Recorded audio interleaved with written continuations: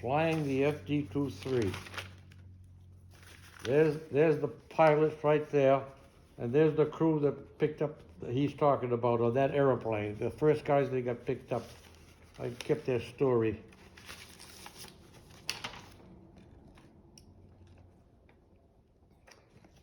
Let's see. Wilbur Quinn was on the sub patrol with a big. When we saw the oil slick, he thought when that airplane saw the oil slick, he thought it was a Jap submarine, and was going to make a depth charge for it and blow it up. He was down in the water when this happened. They were going to make a depth charge and run on it. When he saw the heads in it, he then dropped all his survival gear, and Dr. Haynes got on a 5-man raft and started to help the ones who were the worst off. Sometimes after dark that evening, they were picked up by the USS Doyle and took them to Peru. James Jarvis. I talked to him when I docked, but when I went to the reunion on this book, they got all the names of the survivors and the former crew. My name is in there, my name, and they get the pictures of all the survivors. So when I got the reunion, I looked in the book right away to see this guy, James John, was still alive. That's when I talked to him again. And I told him to write me that letter. But getting off the subject, 3 or 4 or 5 months ago, I was going to talk somewheres. So I wrote to his address in Uniontown, Pennsylvania, where this guy used to live. I got all their addresses and telephone numbers, all the people who live. I got that book. So I said to my boy, I said, I'm going to write to him to see if he's still alive, that guy. And this is the letter I got back. Dear Raymond, I am James, that's the name of that guy, James' great-great-grandson, currently living in his house. It is with my deepest sadness to inform you that James Jarvis passed away in 2020. And then he writes to me, he says, I wish you'd write to me more, tell me about my great-grandfather. So I had all those letters that all burnt in the house. But that's what they looked like when they got picked up, them guys.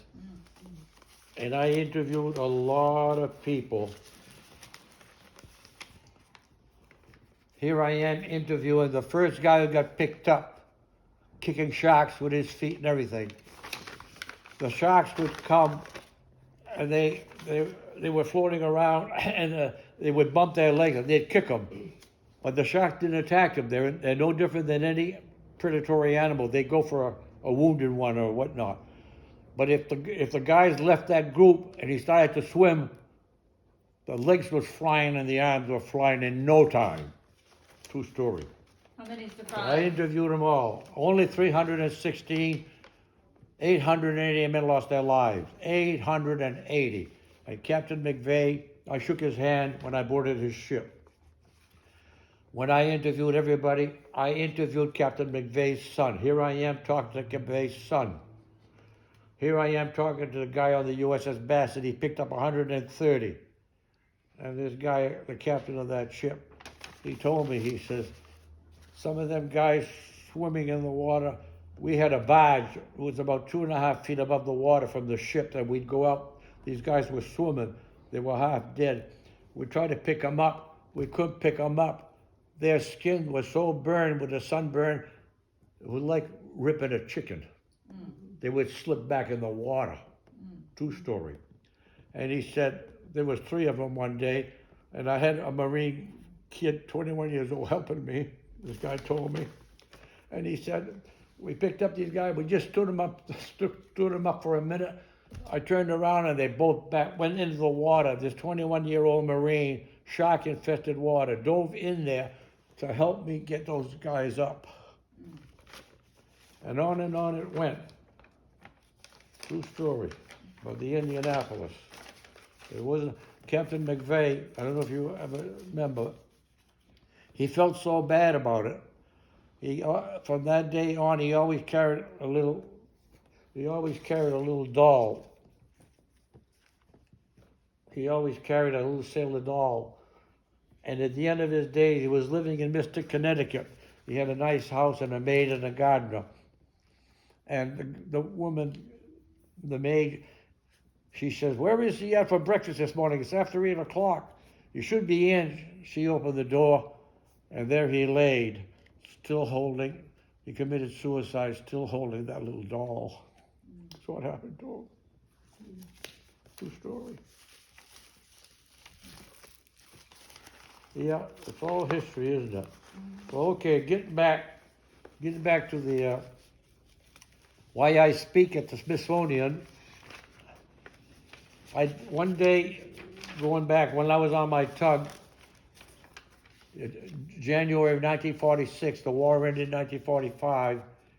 In January of 46, the American went to Japan to sink all the Japanese fighting ships. When they came to Sasebo, Japan, they found this great big submarine, the biggest submarine in the world. So one of the guys told the captain, he says, "There's airplanes on that submarine." He said, "Are you kidding me?" So, and to make a long story short, when the Japanese, they sank most of the submarine, but this one he was at Sasebo, Japan. And they had left the hatches open, and the submarine been there for 2 or 3 months, and the rats went up these big ropes, and before they could get into the submarine, they fumigated 7 bushels of rats that had gone inside of this big submarine.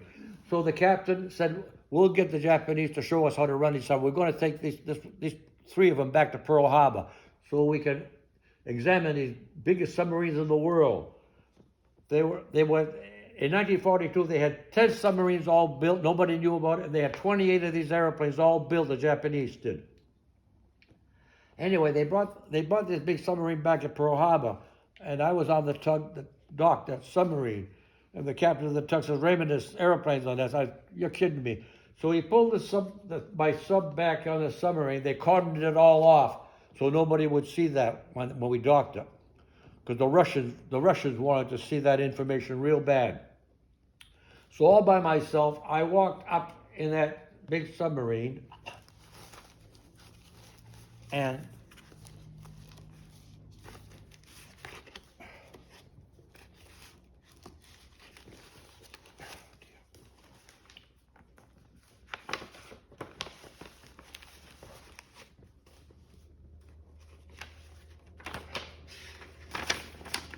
this is the inside of that submarine.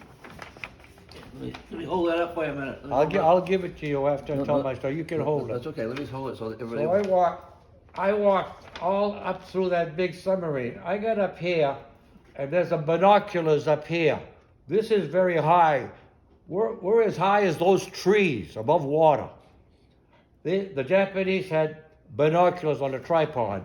Each barrel was that big. I took the brass covers off, and I'm looking across Pearl Harbor from here farther than Dunkin' Donuts, and I'm counting a guy's whiskers. But anyway, that submarine carried those 3 airplanes. They went inside of the submarine and catapulted it off. They had 4 great big diesel engines to run this big submarine. And they had 10 of them. And the sub was a double hull. The Smithsonian told me how they built them. When they built the hangar, it was such a big steel tube, one hull wouldn't do it, it would roll over. So they actually took a submarine and cut it in 2 and made it a double hull so that it would float. But I went all through that submarine, and in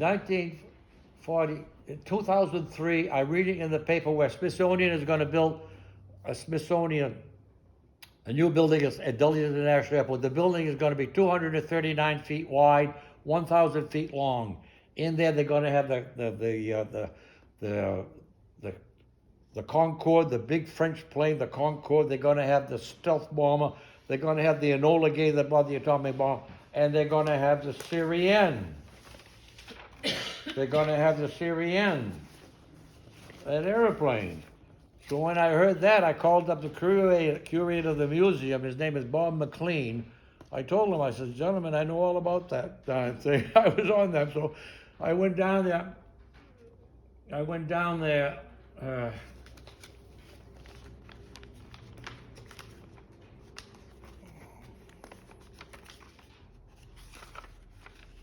Anyway, I went down there January, right after the museum opened, and they gave me the mic. Then only one plane survived. The Japanese got rid of all their 28 of them.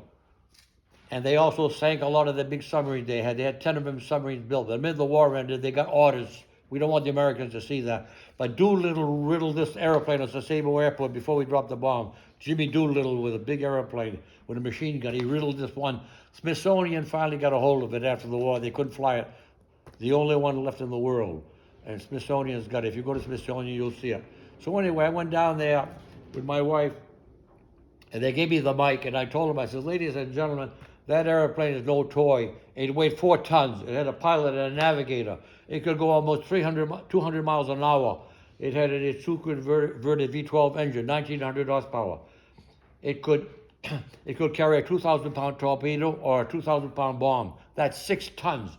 It was fired by the most powerful catapult in the world, steam fired. Boom, 6 tons. Yeah. Yeah.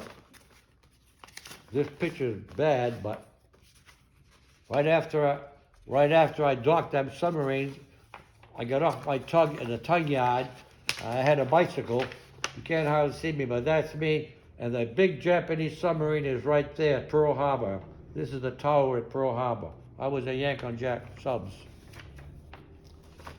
And when I went to Indianapolis, I had my picture was taken a lot of the survivors. I'm right there with my wife in Indianapolis. I talked to a lot of those people surviving. Yeah, here I am. Yeah, Smithsonian. That was on, not 2004, January 7th, 2004. Yeah, I spoke about that little airplane. It's all history, isn't it? Yeah, but